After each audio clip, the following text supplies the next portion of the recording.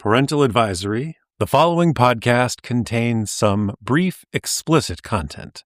So, kids, don't let your parents know you listened to this. No!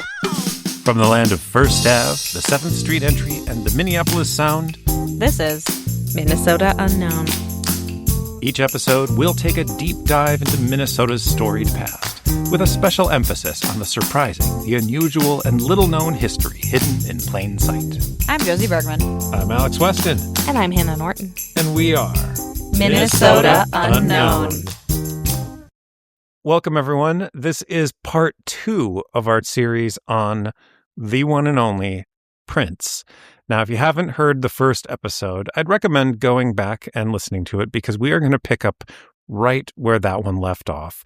And we left you on quite a cliffhanger. We went over Prince's early life and his bands in high school. And when we last saw our hero, Prince Rogers Nelson, he had a demo tape recorded of a song, Soft and Wet, and he had just scrounged up a bit of money from playing as a session musician to go to New York City, where he is going to be a star. He's staying with his half-sister, who has an apartment in New York, and his plan is to take this tape and go to the different record companies, and very naively, he just has this tape, and he's going to every record company being like, hey, here's my thing, want to sign me to a record? And he's basically imagining it's going to be like the end of the Muppet movie, where he walks in and they say, like, give him the rich and famous clause. Please, sir, my name is Kermit the Frog, and we read your ad, and, well, we've come to be rich and famous.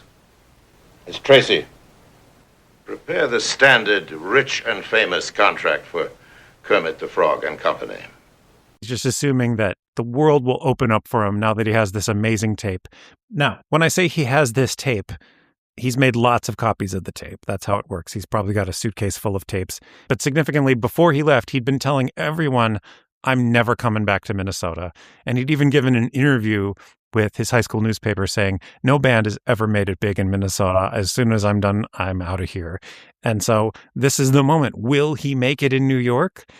And unfortunately, no. It turns out he could barely get anyone to listen to his demo tape. He has no industry connections. He has no letters of introduction. He's just a guy showing up with the tape. And it turns out that happens a lot to big record labels in New York City. And without any sort of connection, no one's going to listen to your tape. It just goes on the pile of tapes. You mean to tell me they're not going to listen to my tape when I bring it in? Unless you got some sort of it's probably just going to go on the pile of other tapes. So the fantasy of going to the big city and making it, it's just not happening. And he's just getting no after no after no. And it's actually really hard for him in New York. But meanwhile, back home in Minneapolis, the man who had helped record this, Chris Moon, has his own copies of the tape, and he is also showing it around. And Chris Moon gives the tape to a young ad man, Owen Hussey, who'd come up in a successful R&B garage band, High Spirits, and had taken a break from music, but now wanted to get back into music. So he's a guy who's produced records before. This is a known entity who actually has connections in the industry. And Owen says, I had heard enough stories about people who thought they had the next greatest thing, so I wouldn't see him. Finally, when I led him to my office, Chris put the tape on and I was just mesmerized. These guys, they weren't just emulating the sound of the day. What I heard was people going for another sound. Who is this group? I asked. It's not a group, Moon replied. It's all one kid singing all the instruments. And he was just like, okay, we got to sign this kid now. That's so cool. And so Moon calls Prince in New York and says, get your ass back to Minneapolis. Things are happening here. And it's all happening in Minneapolis. And basically, Hussey had a bunch of wealthy friends, and he gets them to donate money, and he raises $50,000. His idea is this $50,000 will rent an apartment for Prince. He rents one on Aldrich Avenue in Uptown and give him a weekly allowance to start recording stuff while he shops this around. So it's basically like an advance on like, we know we're going to get you signed. Let's keep you supported. But it's also like, let's keep you as our guy. We don't want someone snatching you up. It's like a retainer fee. Exactly. He's like, Prince, you keep writing songs. Okay. Because once they sign you, they're going to want a record and as fast as possible. please don't go work for anyone else. Exactly. Prince doesn't have to crash in anyone's basement anymore. This is actually his first home living alone as an adult, and Hussey has agreed to be his manager. And he basically tells Prince to focus exclusively on music. So he says, first, we got to record more demos because once one of the big record labels hears this, they're going to want to sign you. They're going to want as much material as quick as possible. So he begins recording demos for new songs that he's writing in March of 1977. And his first demo had been recorded at Moon Studio because it was the cheapest at that time. As I mentioned last time, Moon Studio mostly makes money recording radio jingles and stuff. But now that he's being bankrolled and has a real manager, he gets to record at Minneapolis's most expensive recording studio, Studio 80.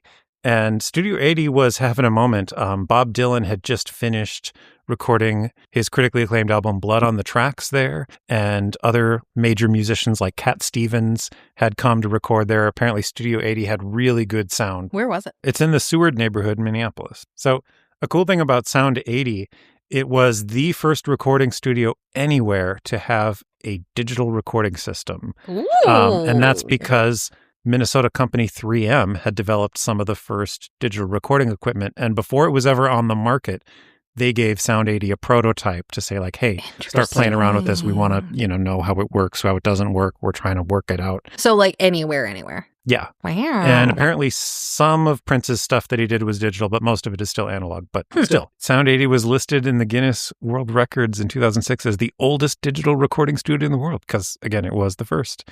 It also has a room that was listed in the Guinness Book of World Records previously as the quietest place on Earth. Okay, I was thinking about this. I've thought about going there. It was built to be the most soundproof room available. Yeah. And that's where Prince is recording. In the most soundproof place available? Yeah. Just a fun trivia. That is a fun trivia. 3M has its fingers in all the pies. Anywho. So now Owen Husney starts hustling. So he meets all the major record labels and he basically plays them all off each other. In his first meeting, which is with Columbia Records, he says, so Warner Brothers already offered me a bunch, but I wanted you to see this.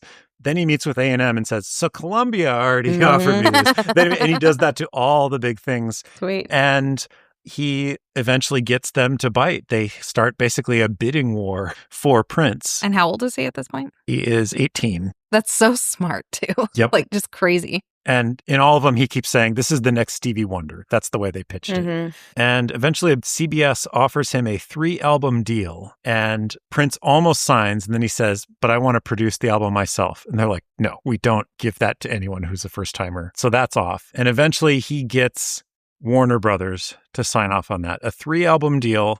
He signs June 25th, 1977, 3 weeks after his 19th birthday. He signs a contract for $250,000.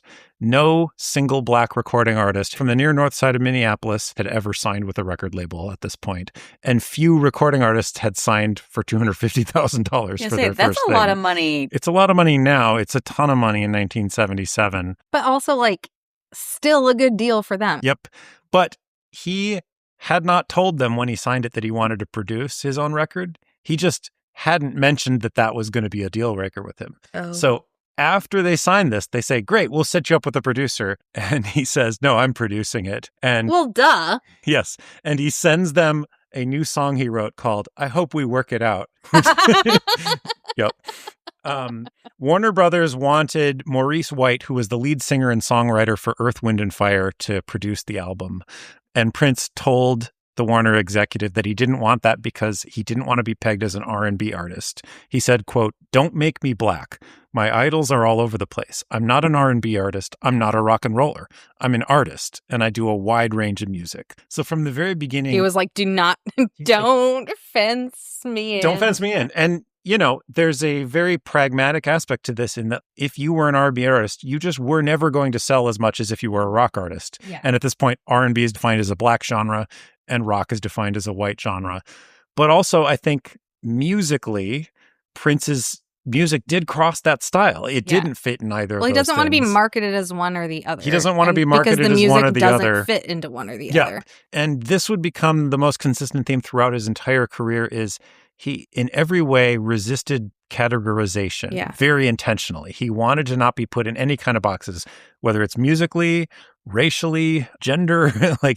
He liked transgressing boundaries, but he stuck to his guns. And eventually they fly him out to Sausalito, California, where they record his first album, For You. Prince wrote, produced, arranged, composed, and played all 27 instruments on the recording. On the track listing, it lists personnel: Prince, lead vocals, backing vocals, electric and acoustic guitars, piano, Fender Rhodes piano, a clavinet, an ARP Pro Soloist, ARP String Ensemble, Mini Moog, Poly Moog, Oberheim 4-voice, Pollard Syn drums. Those are all different synthesizer things. Bass guitar, drums, wind chimes, glockenspiel, finger cymbals. He got that A glockenspiel on Yep. that? Hell yeah. Finger cymbals, hand claps, finger snaps, water drums, bongos, congas, brush trap, bell tree, woodblock. And he's also credited as producer, arranger, engineer, and dust cover design. So that's Prince's, what eventually becomes his debut album with Warner Brothers, For You, which was released in 1978. And the lead single was Soft and Wet, the demo that he'd made unchanged. It was just perfect. It was released and it became a modest hit.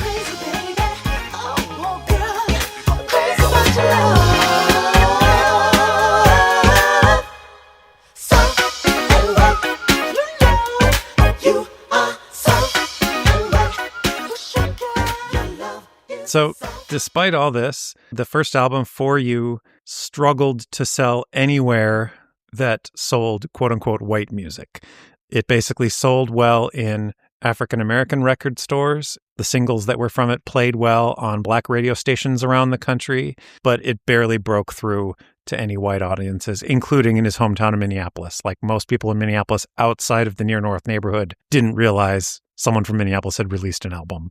Prince actually toured record stores throughout the South in promoting this. And whenever he visited African-American communities to sign autographs, he was mobbed. Like this was an instant hit in these communities, but that is a much smaller market than the quote mainstream market, which meant white people. This really frustrated Prince. He felt like he was being put in a ghetto because of his race, and he was. Now, after this, he would live in LA for the rest of the year, but move back to Minneapolis at the urging of Owen Husney, who is wanting to keep promoting him and wants him to start playing gigs. And Owen basically says, look, apartments are cheaper in Minneapolis.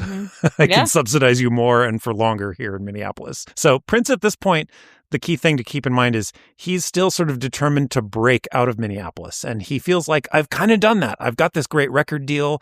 I recorded an album in LA, but he's getting pulled back to Minneapolis, sort of against his own will at this point. So he goes to Minneapolis and it's time to put together a band. It's cool that you can play 27 instruments, but you're going to also need to play live shows. They're going to want you to tour. So let's find a band. He has a couple old friends that join, Andre Simone and then drummer Bobby Z. And then he holds auditions, and Prince is very explicit about what he's looking for. He wants what he called a rainbow coalition. He wanted to have a big band that was mixed gender, mixed races.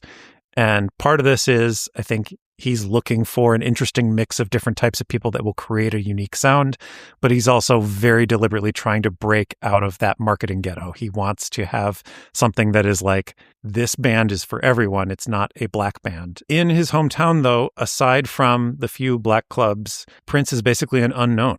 There are a bunch of bands that are starting to become fairly regionally notorious, but they're all white punk bands, bands like Husker Du and The Replacements and The Suburbs. And at this point, Prince, after about another year or so, they go in to record a second album. He records this in California. The second album, it's self-titled, called Prince.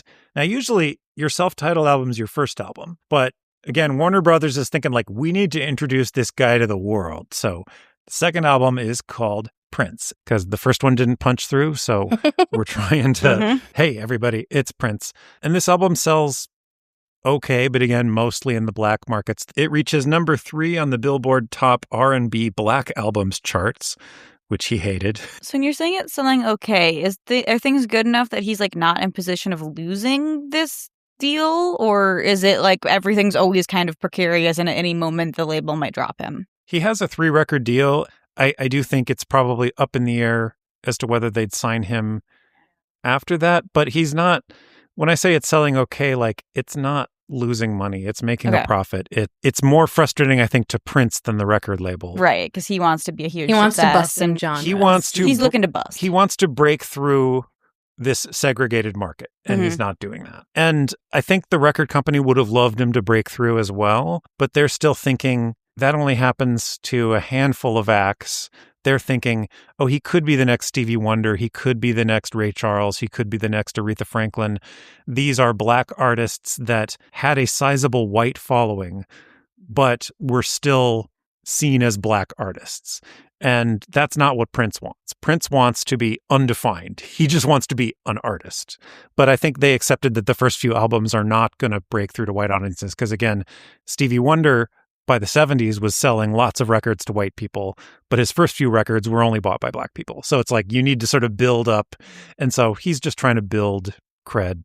But he's increasingly frustrated, and after his second album doesn't do that great, he fires Husney.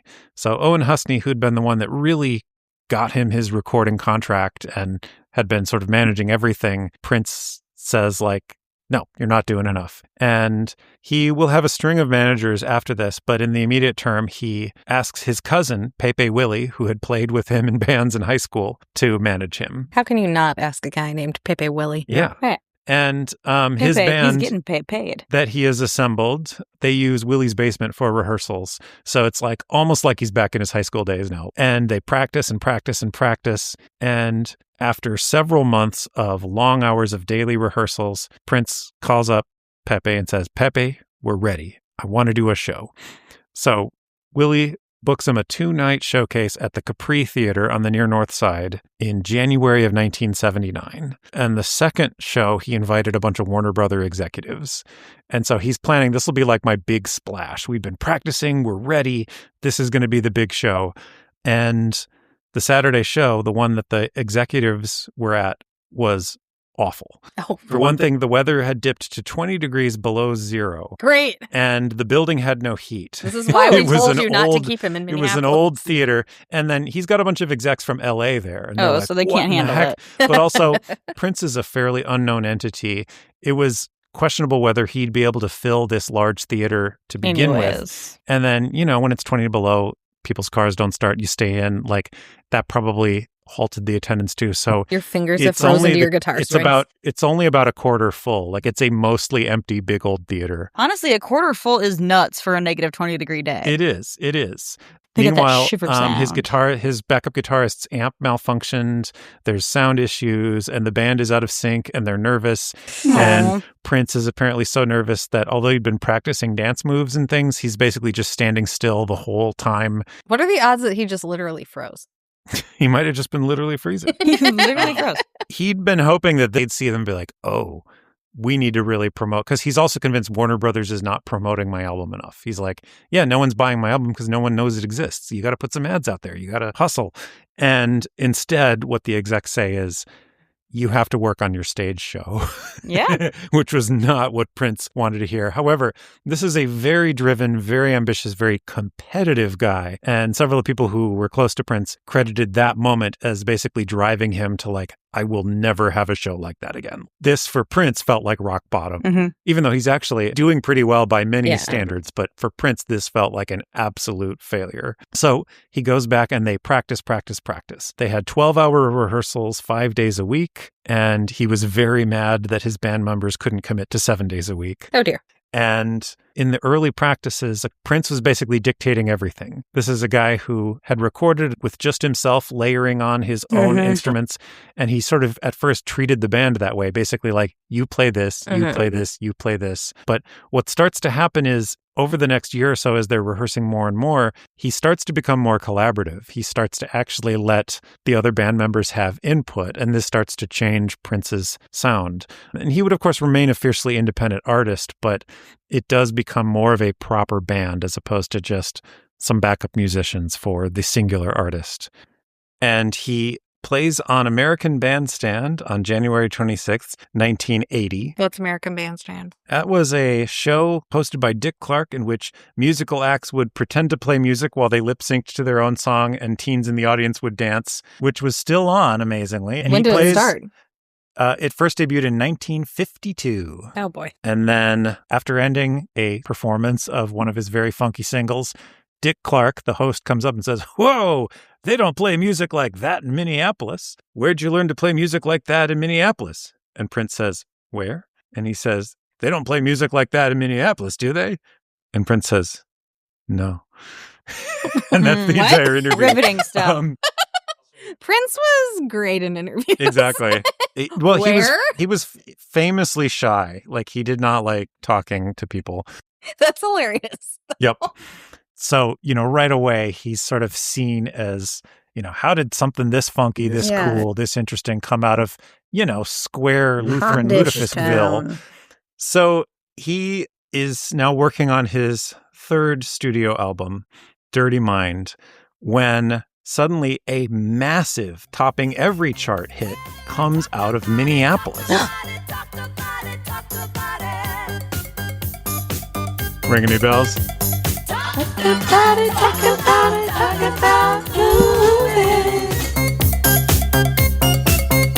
Alex, are you going to take us to Funkytown?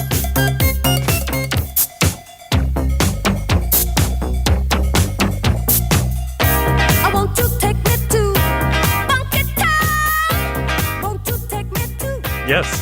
So, Funkytown by Lips Inc. I had no idea. Comes a huge smash. It was recorded at Sound 80 in Minneapolis, the same studio that Prince had recorded some of his early stuff on. And the thing is, Lips Inc. was not a real band. This was the brainchild of Steve Greenberg, who was a white guy that grew up in St. Paul, Minnesota. Lips Inc. sounds like lip sync. Were they all lip syncing? We'll come to that. Lips Inc., it's LIPPS, Inc., like Lips Incorporated. But it was very deliberately supposed to sound like lip sync, like you're singing along to something. And this was the idea of a guy named Steve Greenberg, a white guy who grew up in St. Paul, Minnesota, but he had spent his entire career in New York, and he's a songwriter mostly. He'd been writing disco hits for different New York disco bands. And in 1980, he has an idea for a band that he thought would bridge the gap between the two musical types of venues. There were discos that played only recorded music, and then there were traditional clubs that had live bands. And his thinking was the advantage of recorded music is the same song can be a hit everywhere. Mm-hmm. So, when there's a new song by Michael Jackson out, it's playing in every club in the country. Obviously, Michael Jackson himself can only be so many places at so many times. So his idea was we get a band that records something, and then we hire a bunch of bands to pretend to be the same band all over the country, and they will lip sync to the recorded track. Oh. So his idea, this was also his way of saving money, because his idea was, I'll just hire some session musicians to record the thing, then I'm done with them. And then I'll just, in town after town, just audition, say, who wants, $200 to play? Who wants to pretend to be a band? Who wants to pretend to be a band to lip sync? So had he visited like a Chuck E. Cheese and seen the show and that was his inspo, or? I don't know, but yeah, it's very Chuck E. Cheese. Yeah. Except with humans instead of robots. He should have just had a robot. So this is his idea. And he writes an album's worth of songs, and he comes to Minneapolis to Studio 80 to record it. And he hires a bunch of actual Minneapolis musicians, almost all of which played with Prince. And the main singer is Cynthia Johnson, who was the lead singer of the band Flight Time. Hang on to that, because they'll come into the story a little later. But they're just hired for several sessions, and after they are done recording, there's no band. Anyway, Funkytown was the first single off this album, and as it turns out, not many people bought the album, but the single, Funkytown, is just this massive chart-topping hit. It tops every single chart, not just the R&B charts, not just the disco charts. And Prince is pissed because he's been tight with so many musicians in Minneapolis. He thinks, like, if anybody should break out of nowhere, it shouldn't be this kind of fake band assembled from different session musicians. If there's going to be a big hit coming out of Minneapolis, it has to be me. Owen Husney, who was the producer that sort of first got him going, he said in an interview, quote, "After the first album came out and did just so-so, here we are sitting around and licking our wounds, and then bang, we're sitting here in this record, Funkytown, comes out. And all of a sudden, we're looking at the charts and said, wait a minute, this other record from this young white kid just went #1 on the black charts and the urban charts. Then it went number 1 on And the the pop urban charts. charts. Then it went number 1 on the dance charts. Then it goes number 1 in every free country on earth. I don't know if Prince will ever cop to this, but I think that record served to propel him. I know it caught him. It had to. I think that served to propel him on to what he really had to do. So Prince is like, all right, this album I'm working on, it's got to blow Funkytown out of the water. But it's not an organic outgrowth of the actual city. It's like, yes, I'm going to basically write a song and I'm going to like basically harvest all of these people who actually did come out of that scene, but I'm going to basically get all the credit. Yes. He's offended at the whole idea of people lip syncing in different markets. And as it turns out, they didn't end up doing that much. Actually, they got Cynthia Johnson herself to tour with a series of different backup bands. And they had a special version of the track that was the same track, except without her vocals. And she would sing the vocals live. So people like when the people that they're watching are actually performing? Actual performances, yeah. Interesting. Robots. But the quote-unquote live performance of it wasn't as profitable as Steve Greenberg hoped. But the single was massive. And Prince was mad that this is the song recorded in Minneapolis that breaks through. And he felt like Minneapolis's actual homegrown talent had been poached. Like, they didn't write the song. They didn't have any say in it. They were just sort of hired guns. Yeah. And Cynthia Johnson or Flight Time or any of these Minneapolis musicians are not the one whose names are on the charts. It's Lip Sync, this completely fictional thing. Yeah. And then what especially irked Prince is it was about how much Minneapolis sucked. The song is about wanting to leave Minneapolis. Gotta move on. Gotta move now. Yeah. Take me to Funkytown. Funkytown is a town that was funkier than Minneapolis. There's wanted St. to be. Paul here than many. St. Paul? No, like New York or Chicago or LA. And it's funny because Prince has sort of been trying to leave Minneapolis himself. He first went to New York with money that he had earned as a session musician for 94 East, a band named after the road out of town. He was saying goodbye to Minnesota. He only reluctantly came back. He'd recorded, at this point, 2 albums in California. And something about the fact that someone else dared to have a hit from Minneapolis that was about leaving Minneapolis. Well, and that person wasn't from here, right? And wasn't from... Well, Steve Greenberg was a Twin Cities raised guy. My point just went out the window. Prince saw him as a carpetbagger because he wasn't part of the music scene here. Okay. Like, his music career had started in New York, not in the Twin Cities. So Prince sees him as a phony. He's like, hey, only I get to want to leave here. And it seemed that this really lit a fire under Prince, not just to continue his own quest for stardom, but to reclaim Minneapolis as Funkytown. And so he had been, at this point, just gearing up to record what would become his 3rd album. And he had been signed up to record it at the same studio he'd recorded the other 2 in California. And he says, nope, I'm going to record this in Minnesota. He has taken some of that money from his first advance to buy a house in Wayzata near Lake Minnetonka, and he pays to have it converted into a home recording studio. There we go. And he ends up recording most of his 3rd album, Dirty Mind, at that Minnetonka studio in his home. He also is motivated to work even harder. He had 16 tracks written and he throws them all out and he's like, these are not good enough. We have to beat Funkytown. He is just obsessive. Sometimes he would log 24-hour session straights of recording and then presumably at some point sleep for at least a bit. But yeah, he was just fueled. And this is a guy who throughout his entire career was very adamant about not using drugs. I was just so gonna he's say, doing this without cocaine. Like, he's on some. He's not. He's Caffeine? Caffeine he's pills? on Trucker pure pills? rage at Funkytown. Yeah. So he's working on this. He is also in his spare time.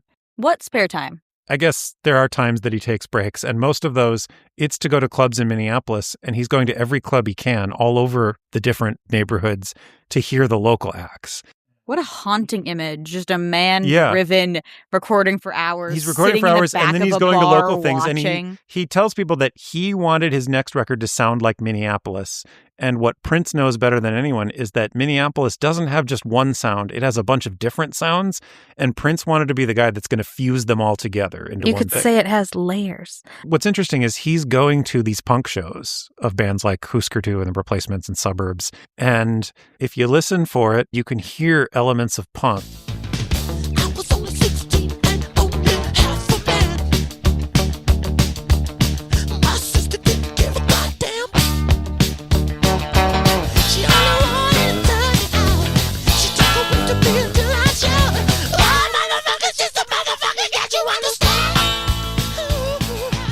but you can hear it's got a little bit of a punk vibe to it, but it's not straight punk. It's blending it with the R&B, with the disco, with the funk, with everything else that's in Prince's mind at this point.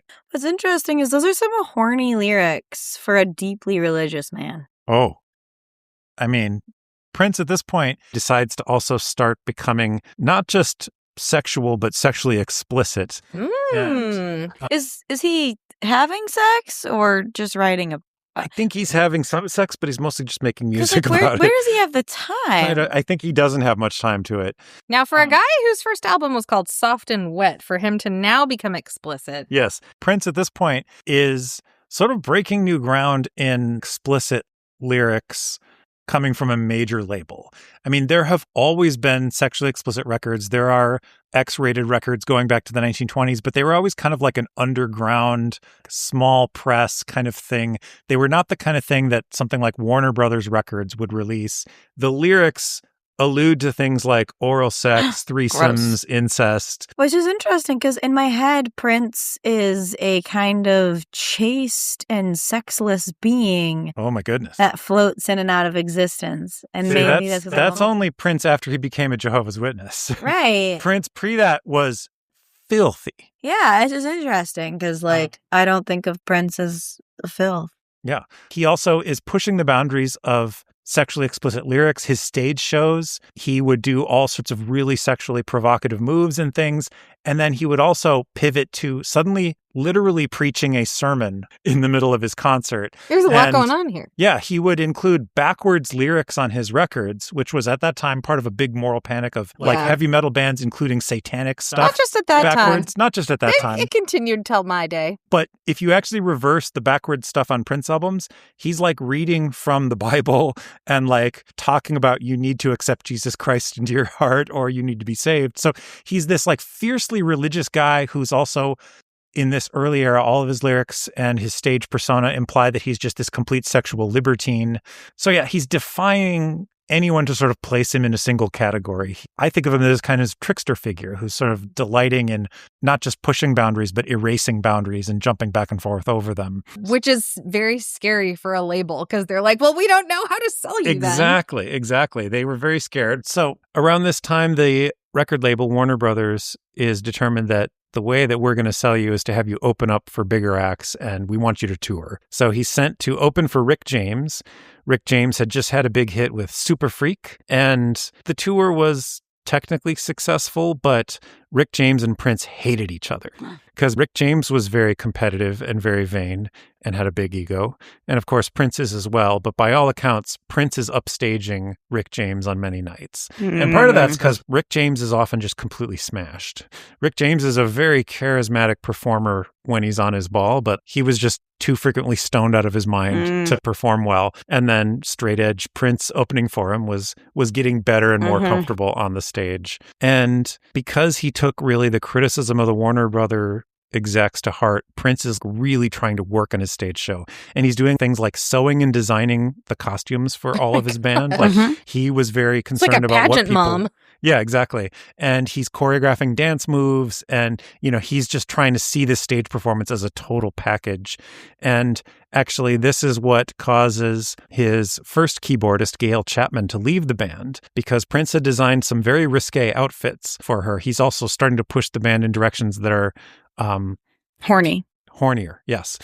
And she was replaced by a Los Angeles-based musician, Lisa Coleman, who was actually the daughter of a member of the renowned Wrecking Crew, which is this legendary backing band.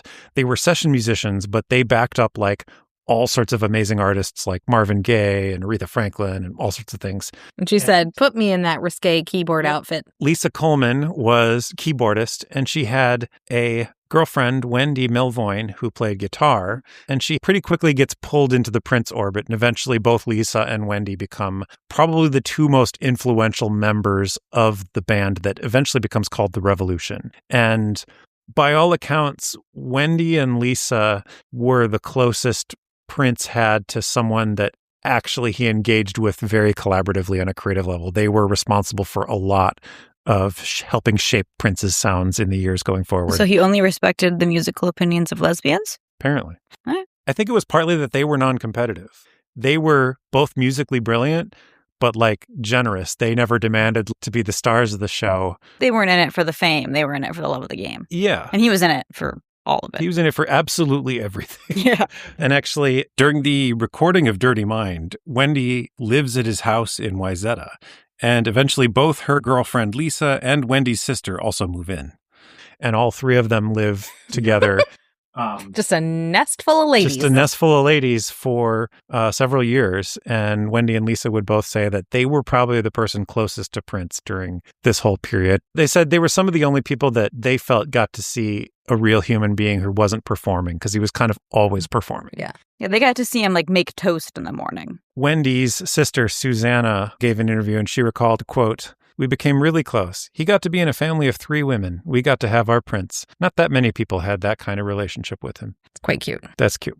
So Prince ends up releasing his 3rd album, Dirty Mind, in October of 1980. This is the record that Prince had declared would sound like Minneapolis.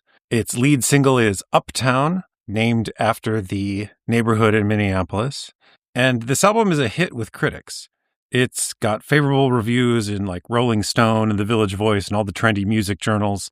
But although it was critically lauded as a breakthrough album from an emerging artist, it didn't actually sell that well. It only sold about 400,000 copies. Well, gosh darn it. And part of that's because most of the radio stations wouldn't play the singles because of its racy lyrics.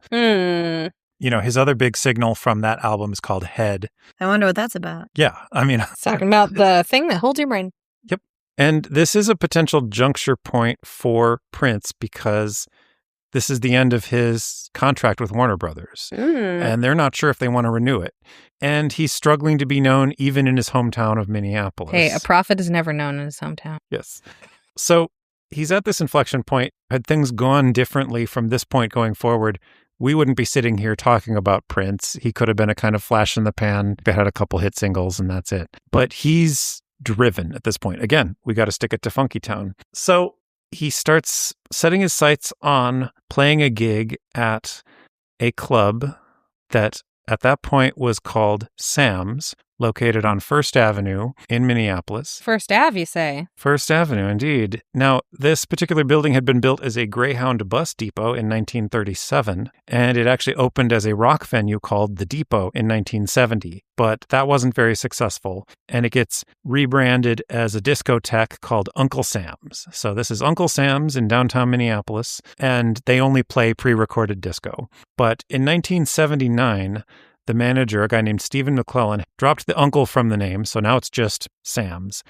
And his idea is he wants to rebrand it as a hip rock club because there is a burgeoning punk scene in Minneapolis. They're playing other places, and he's like, if we could capture that, that would be something. We'd really have something, boys. He starts by booking the Ramones. They were a huge band at that point, and it's a huge show, and then that's it. They go back to playing disco. And what he ends up doing is he converts what had been a coat room into a separate music venue that comes to be known as the 7th Street Entry, named after the fact that its entry is on 7th Street. A coat room? It could fit a band and 250 people. What? How many coats could it fit? I have played the 7th Street Entry. If you actually had 250 people in there, which my show didn't, it's crowded. It's a tiny room. But again, this is a massive Greyhound bus depot. I suppose. Yeah. Do people take off their coats at Greyhound and bus then leave depots? them? I don't. The apparently. workers do? I don't know. This is going How many down. workers I are think we're there? going to have a 3rd episode all about Greyhound bus coat I think, rooms. yeah, no, I don't know. I'm wondering if it was also like where you checked luggage and stuff. Is it like Narnia where you like, it's a wardrobe and you're like, this is where you put your coats, but then you go in and you're like, it's a music venue. So the impression Just like I in get, Narnia. Mr. Tumnus is up there doing punk. Hey, Josie, what are Mr. Tumnus's musical groupies called?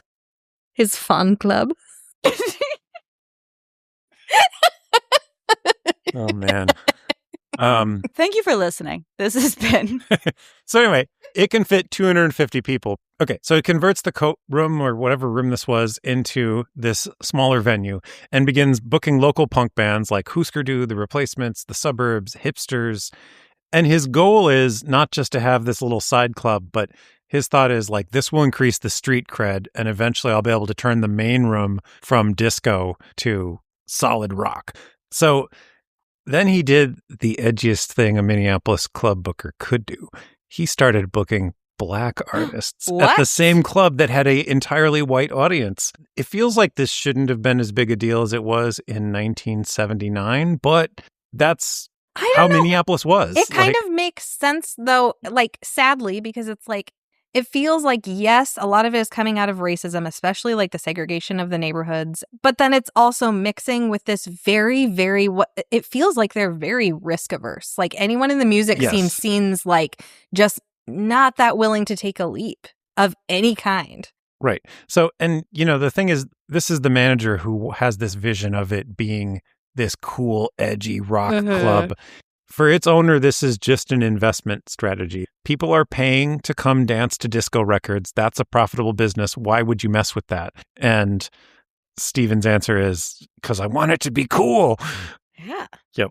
So Prince has been seeing as much local shows as he can at every venue. And Prince has decided this main room, he also thinks it deserves to be a top-tier rock club. And he says, like, that's the goal. I'm going to take this over. By this point, he's now released 3 albums. He's toured with Rick James and had some national airplay and stuff. But the dream of like, I'm going to make it in New York or LA, that dream is kind of floundered. Prince has decided it's not happening. By this point, Prince seems to be recalibrating, saying like, my new goal is still to become a massive star, but I'm going to bring the entire Minneapolis music scene up with me. I'm going to show the world that Minneapolis is cool. And this is a very hero's journey kind of story. It's a very hero's journey. It's very like Avengers, like, guys, we have to do it together. Yeah. And he decides, like, we're going to book the main room at Sam's and we're going to blow everyone's minds. And he spends basically half a year with his band that is now officially called The Revolution, practicing like crazy, both practicing their music, but even more importantly, practicing the stage show. Because again, he is still burned by the fact that the Warner Brothers execs were like, work on your stage show.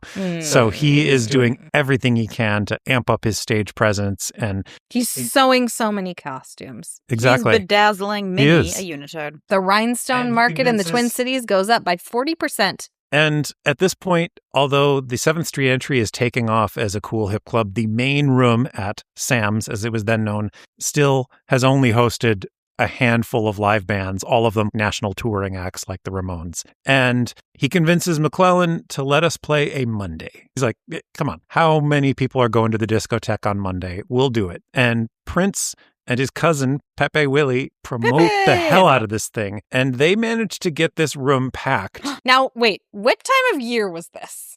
It was March 9th, okay, that's still kind of risky, though. Still kind of risky. Could have been a blizzard. See, if I was him, I would have gone for a summer evening, but... It's a Monday, and this particular concert has gone down in history as, like, the moment Prince revealed himself to the world. He'd had 3 albums, he'd been playing around town, but something shifted here in this performance. It was when he was able to, like, debut his persona. His butterfly wings unfurled. Yes. So, it's a Monday, but he comes out wearing black stockings, high heels, cheetah print bikini briefs, and a white tank top, and starts just like throwing himself around the stage in these choreographed dance moves and sexually explicit thrusting and things. If you watch the movie Purple Rain and you see him on stage, you'll see what I'm talking about. He is this gonzo performer, but he'd been very held back before this. He was a very shy performer, but he becomes this over-the-top, sexually provocative, gender-bending provocateur, and the crowd goes nuts. People are just floored by this.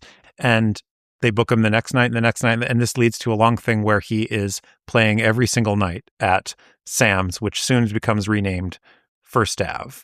And so he starts playing it again and again, and eventually invites Warner Brothers execs out again. And they see him at First Ave, the new reformed Prince, with this huge crowd that is now, he now has like tons of faithful fans. And what blows the Warner Brother execs' minds the most is most of the people in the audience are white. And they're like, holy crap, this guy is breaking through. What? There can be a crossover. There can be a crossover. It's a real shame that people in creative industries can be so risk averse because, as we've talked about before, the best stuff always comes out of the fusion of especially something cross-cultural. Yep. But then it's also like, but buddy, do you understand the amount of money that you're just like leaving on the table? Okay, fine. Yeah. I guess. Be racist. I hope that works out for you. Yes. So at this point, thanks to Prince giving it this boost, First Ave mostly stops being a disco. It starts playing bands in the main room pretty much every night, where you would have the 7th Street entry still as the like edgier, grungier punk venue, and then more mainstream acts in the main room. But the great thing is, for most concerts, you buy a ticket to one, the door between the two spaces was open. You can go back and forth. It's a great place for new artists, then. It's a great place for new artists and for fostering a really unique musical scene where you could go see someone like Prince in one room, walk over, catch a couple songs from Husker Du, walk back over, see more Prince. That's insane. It is insane. And Prince quickly realizes, A, he's writing hundreds and hundreds of songs, more than Warner Brothers will let him record. And B, they need to fill this space. So this is when he starts spawning side projects. Actually, when he signed his very first contract with Warner Brothers, he insisted on a clause that allowed him to recruit and produce other artists for the labels. Something that at the time everyone was like, okay, sure, whatever. They didn't think he's actually going to do that. They were like, he won't do that. Yep. He won't have time. And he's like, you don't know how little I sleep. Yeah, exactly. But he starts recruiting other musicians from the scenes that he knows and assembling side bands. The first one, he basically takes over the band Flight Time, which Cynthia Johnson had been the singer on, though she is now departed. But he takes over Flight Time and recalls them The Time. And he decides, now that Cynthia Johnson is gone, they need a singer. He decides Morris Day, who at that point had been the drummer in many of Prince's bands, he says, like, Morris, I think you could be a singer. And amazingly, Morris was very reluctant. He's like, I don't know, I don't think I'm a frontman material. But Prince is like, no, you got it. He saw something in him. And if you've ever seen Morris Day perform, he's an incredibly charismatic performance. He almost steals the show from Prince in the movie Purple Rain, but he apparently had to get coaxed into it. But pretty soon he's training Morris as is basically like his protege. He really protege. is a pageant mom, Prince. Yeah, he really is. He's like, put in your flipper, Morris. So he'd seen, at this point, Take your go-go juice and get out there.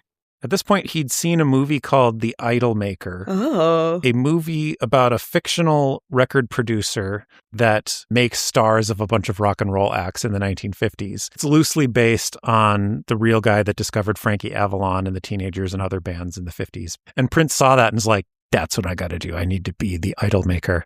Part of this is like he needs a lineup at First Ave. So The Time would usually open for Prince.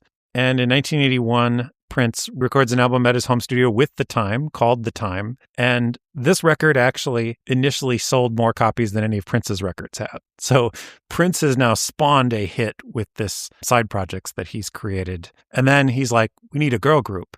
And he eventually finds a local singer that went by the stage name of Vanity. And he assembles a band that come to be known as the Vanity Six. And these three bands together start to become called colloquially the Purple Family. Cute. And they're basically like constantly opening for each other. And all three of them are playing songs written by Prince. He's now been able to branch out.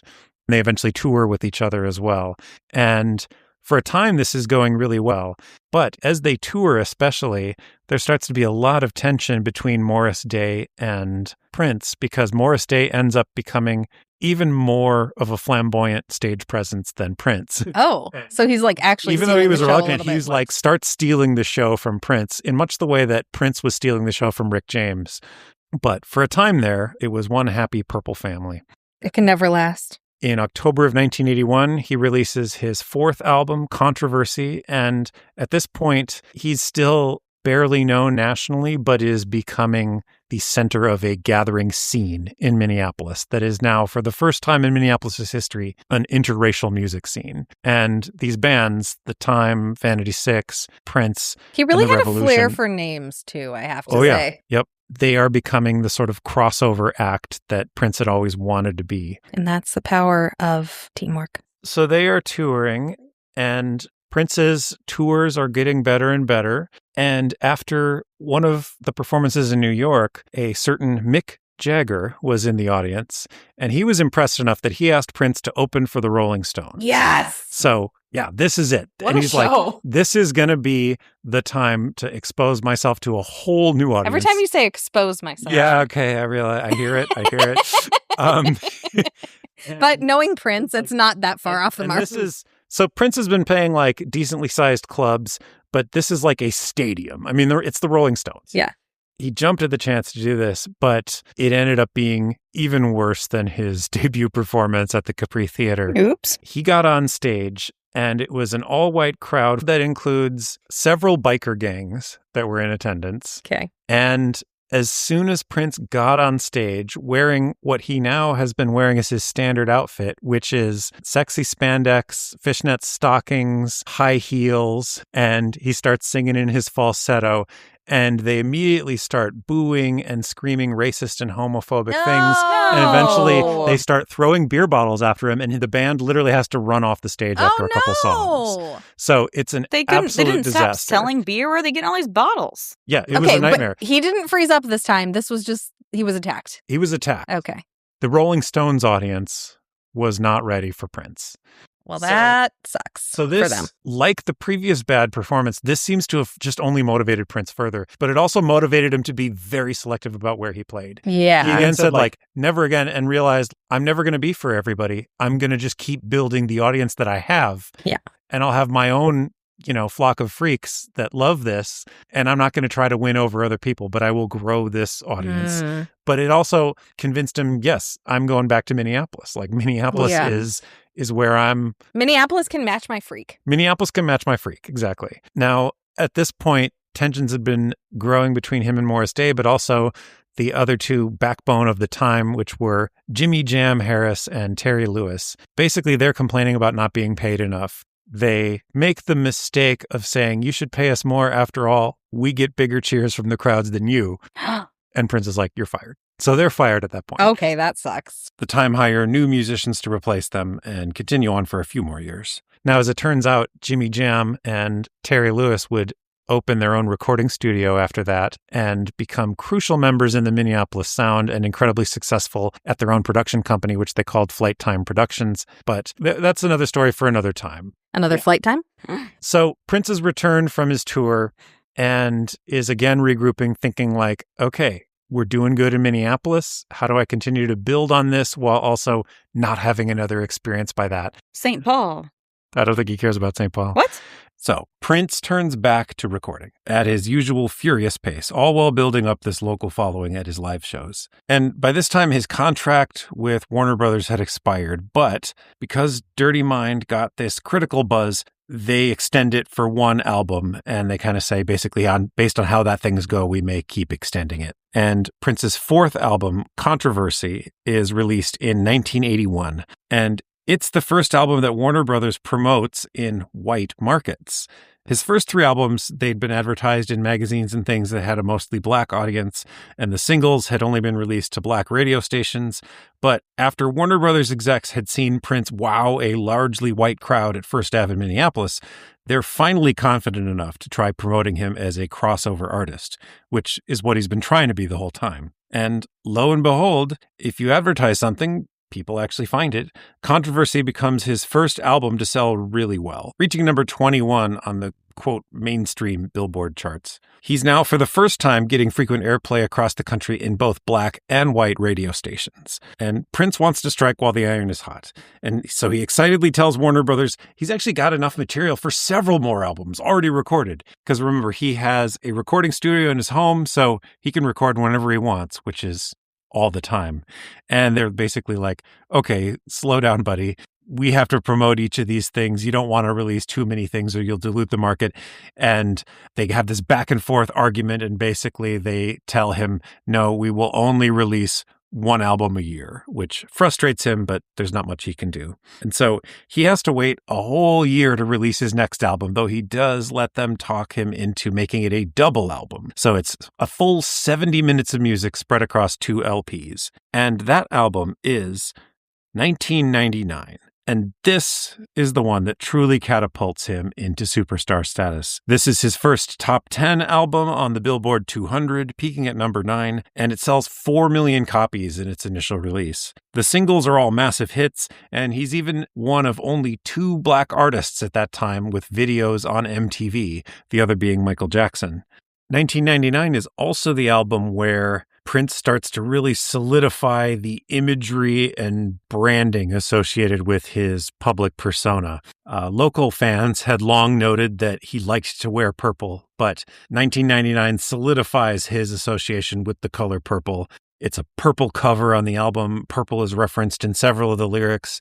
And he gives a couple interviews, which he doesn't do a lot of, where he talks about purple as something he liked because it's an in-between color. It's not a primary color. It's not blue or red. It's a blending. And that's, of course, what Prince is all about. He's trying to be this uncategorizable person. And across this double album, he really shows off a full range of songwriting on different subjects, most of them about sex, but also there's social commentary, there's slow ballads, there's a variety of different things on this album. And on the cover art, there is a symbol that has a combination of the male and female symbol. So again, playing into his gender bending, his androgyny, but also that symbol will become fairly important later in Prince's career. But it was there all the way back in 1982. Additionally, now that 1999 is this huge hit, his previous albums actually start selling more, and he sells more of his first 3 albums after 1999 than he did during their initial releases, because people are going back and discovering them. So he's now, at last, the massive, nationally recognized superstar that he always believed in his heart he just ought to be.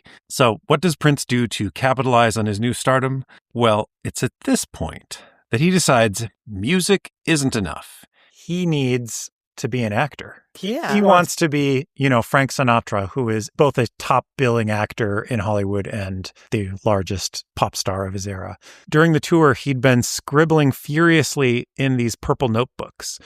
Wendy, in an interview, said that we were all curious because it seemed like he was writing prose as opposed to lyrics. He's writing rich blocks of texts. Oh, no. And they're all curious what he's writing. Is it a script? And in May of 1983, he says, what we're doing next, we're going to make a movie. Oh, no. Yes. So at this point, Prince didn't have a multi-record contract with Warner Brothers. They'd been simply extending his initial contract album by album. But now he's a superstar, so of course they want another record and more tours out of him. But Prince tells them he will not record anything. He's not going to tour. He's not going to do anything to promote stuff unless they meet his new demands. He says, well, you're Warner Brothers, right? You make not just records, but movies. If you want me to stay on your label, you need to let me produce, write, direct, and star in my own motion picture. Oh, no.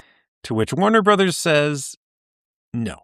And this is where, yet again, we're going to have to leave you, dear listeners, on a cliffhanger. What we'd originally intended as 1 episode about Prince turned into 2 episodes, and now it's turning into 3 episodes. I promise this next one we will wrap up this whole story. But first, we have to get into his foray in filmmaking, his continued rise to stardom, his name change, and so much more. So be sure to subscribe so you don't miss the next installment, which we will bring soon. And that's it for this episode. We'll be back next time with another deep dive into Minnesota's storied past. You can find detailed show notes for this and all episodes at minnesotaunknown.com/podcast. We'll post a link there to each episode along with features such as accompanying images, links to more info, and lists of sources cited. If you have questions, comments, corrections, complaints, or compliments, please email us at info@minnesotaunknown.com. We'd truly love to hear from you, unless it's mean, and then I'll cry. You can find Minnesota Unknown wherever you get your podcasts. Be sure to subscribe or follow so you don't miss an episode. And if you have a moment to rate and review, that would really help others find us. We also give history walking tours around the Twin Cities. To learn more about our current and upcoming tours, head to minnesotaunknown.com. Minnesota Unknown is produced, hosted, written, and researched by Hannah Norton, Josie Bergman, and Alex Weston. Our theme song is by Union Shakedown. This episode is copyright 2026 by Minnesota Unknown, LLC. All rights reserved.